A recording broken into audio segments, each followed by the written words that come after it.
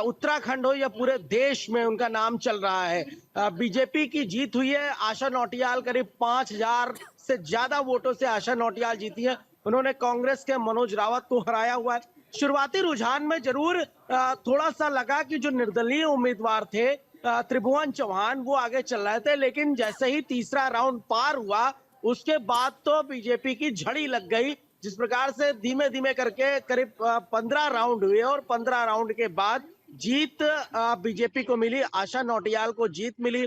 बाबा केदार का आशीर्वाद मिला। ओमकार, चूंकि सबसे पहले ही जब उन्होंने वोट दिया था तब उन्होंने जो जहां बाबा केदार की डोली जाती है ओमकारेश्वर मंदिर, वहां पे सबसे पहले आशीर्वाद दिया था। तो एक बार फिर बाबा केदार का आशीर्वाद बीजेपी को मिला है, आशा नौटियाल को मिला है। और सबसे बड़ी चीज क्या है, महिलाओं की जीत हुई है। जो महिला बीजेपी की महिला कार्यकर्ती है उनकी जीत हुई है। जो महिला सुरक्षा की बात करती है बीजेपी, उनकी जीत हुई है। तो आशा नौटियाल ने भी इस बात को बोला कि ये जीत जनता की जीत है, ये जीत महिलाओं की जीत है। और जिस प्रकार से हमने काम किया और नित्य निरंतर ऐसे ही हम काम करते रहेंगे।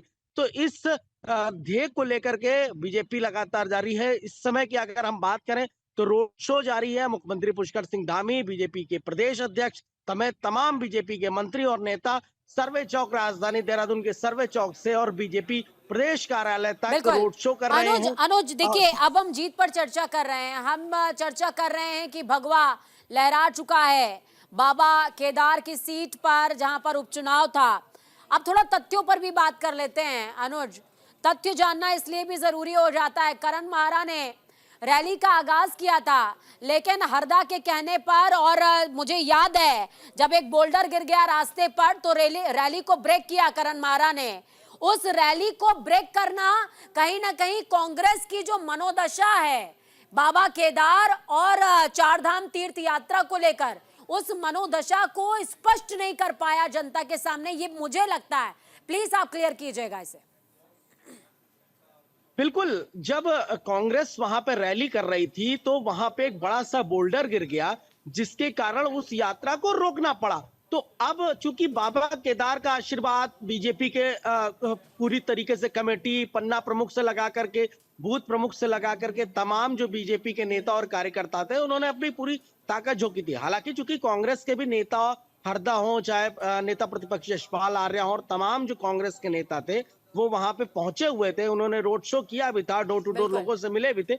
लेकिन एक चीज जरूर निकल के सामने आई पूजा, कि जो कांग्रेस के उम्मीदवार थे मनोज रावत, वो जब पहले विधायक थे उस समय वो जनता के करीब नहीं जा पाए, क्योंकि इस समय मूलभूत जो सुविधाएं हैं या मूलभूत जो आवश्यकताएं हैं वो अगर जनता को नहीं मिल रही हैं तो जनता अब वोट नहीं दे रही है उस प्रत्याशी को। ये बात बिल्कुल क्लियर है। जब ग्राउंड जीरो पे जाकर के लोगों से बातचीत करी गई तो उनका ये कहना था कि मनोज रावत तो विधायक थे, लेकिन वो फिर भी और दूसरा विषय जो मैं समझ पा रही हूँ अनुज, जब हम बद्रीनाथ लोकसभा सीट का जिक्र कर रहे हैं तो बद्रीनाथ लोकसभा सीट के अंदर जोशीमठ वाला एरिया भी आता है।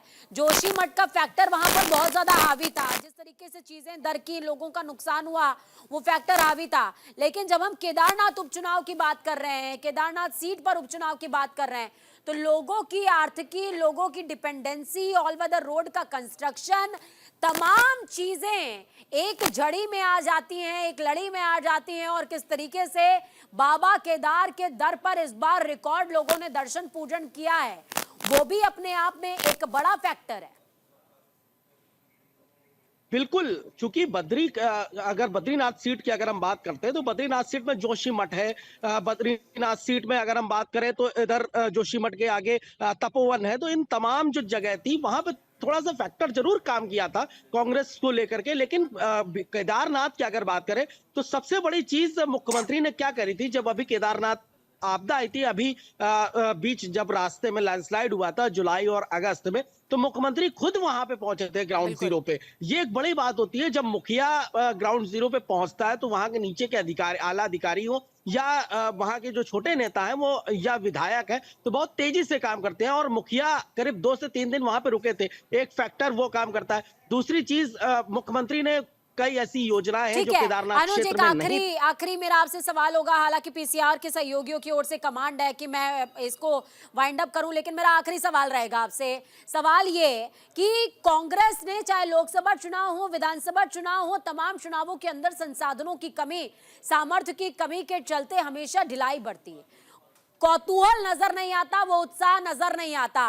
क्या ये फैक्टर कांग्रेस की हार का ही सबसे बड़ा रीजन बन गया इस सीट पर? बिल्कुल, आपने बिल्कुल सही कहा। मैं अपना जवाब बहुत जल्दी देना चाहूंगा कि कांग्रेस अब जब आज हार मिली कांग्रेस को, तब भी कांग्रेस ने ठीकरा फोड़ा कि सरकार ने जो है, जो तंत्र है, उसका गलत दुरुपयोग किया। तंत्र के कारण हम लगातार लगातार आचार संहिता की धज्जियां उड़ा रहे थे। हमने बार बार जो है चुनाव आयोग को बोला, राज्य निर्वाचन आयोग को बोला, लेकिन फिर भी उस पर ध्यान नहीं दिया गया, उस पर अमल नहीं किया गया। अब जाकर के फिर से ठीकरा फोड़ा जा रहा है। हरदा का भी बयान आता है इस मामले पे कि बीजेपी में केदारनाथ में बीजेपी की जीत हुई, तो हरदा ने कहा है कि सरकारी तंत्र का उपयोग बीजेपी बहुत अच्छे से करना जानती है, इसी वजह से वहां पे बिल्कुल। जीत मिली। तो क्या कांग्रेस इंटरनल इंक्वायरी की बजाय, खुद आईना देखने की बजाय दूसरों को आईना दिखा रहे हैं, भूल जाते हैं कि खुद के मकान भी कांच के हैं। बहुत शुक्रिया अनुज हमारे साथ जुड़ने के लिए, अहम जानकारी साझा करने के लिए। तो देखिए, जनता के जनादेश का जिक्र हो रहा है। केदारनाथ उपचुनाव में बीजेपी की जीत हुई है। बीजेपी प्रदेश अध्यक्ष महेंद्र भट्ट ने आभार व्यक्त किया है, नतमस्तक हो गए हैं। ये बीजेपी की शालीनता है। जनता ने बीजेपी पर, केदारनाथ की जनता ने कांग्रेस को तमाचा मारा है, ये कह रहे महेंद्र भट्ट। केदारनाथ विधानसभा उपचुनाव में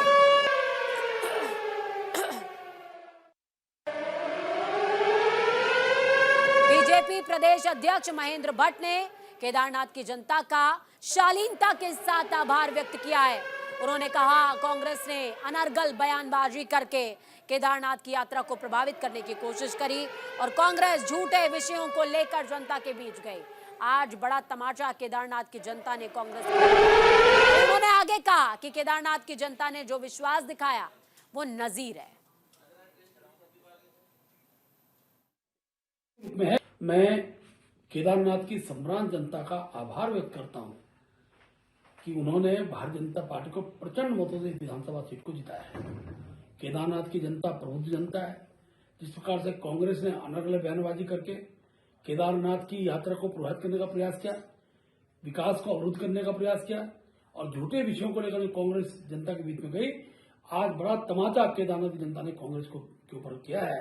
और मैं कह सकता हूं कि जो विश्वास केदारनाथ की जनता द्वारा हमारे देश के प्रधानमंत्री जी के प्रति, हमारे प्रदेश के मुख्यमंत्री जी के प्रति और भाजपा संगठन के प्रति विश्वास व्यक्त किया है, वो विश्वास एक नजीर के रूप में है। भविष्य के अंदर उत्तराखंड के अंदर जितने भी चुनाव होंगे, भारतीय जनता उन सब चुनाव को इसी प्रकार से जीतेगी। मैं पुनः आप सबका आभार व्यक्त करता हूं।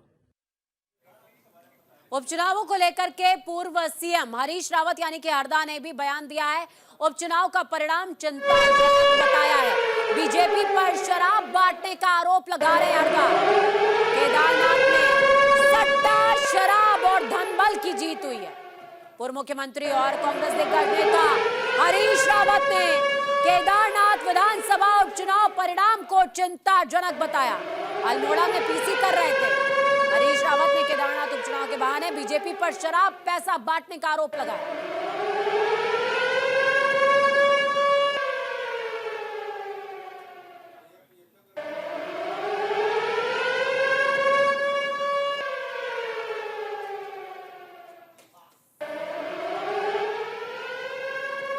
केदारनाथ में सट्टा, शराब और धनबल की जीत हुई है।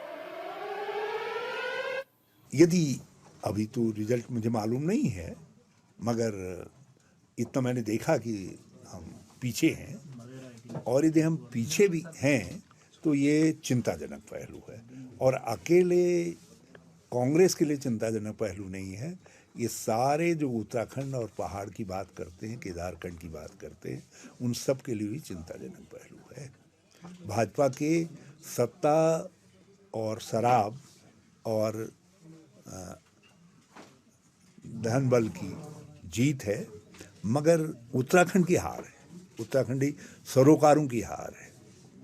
मनोज रावत मेरे नज़र में आज भी जिन चीज़ों के खिलाफ उत्तराखंड खड़ा है, लड़ रहा है, आवाज़ उठा रहा है, उसके लिए एक मुफीद जनप्रतिनिधि है।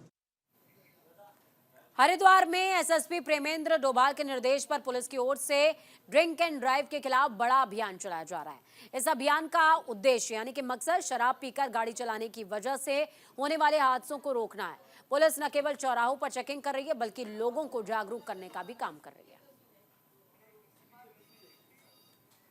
अगली खबर लक्सर से आ रही है, जहां लक्सर के सुल्तानपुर नगर पंचायत में सफाई व्यवस्था चरमरा जाने की वजह से नगरवासियों में अधिशासी अभियंता के खिलाफ गुस्सा नजर आ रहा है। नगर के लोगों का आरोप है कि अधिशासी अधिकारी अपने कार्यालय से बाहर निकलकर देखता ही नहीं है। नगर में सफाई व्यवस्था चरमरा गई है, जिससे नगर में मक्खी मच्छर बढ़ रहे हैं और तमाम तरह की बीमारियां पनप रही हैं।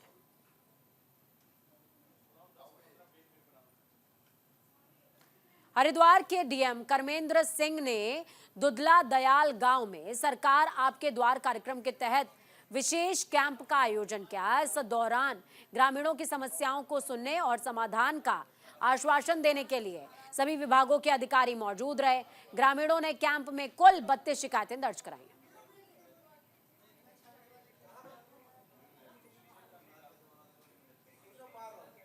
इस बुलेटिन में खबरों का सफर यहीं तक। बुलेटिन के उस पार ताजा अपडेट्स के लिए देखते रहिए न्यूज़ इंडिया, क्योंकि हमें राष्ट्र की आवाज। नमस्कार।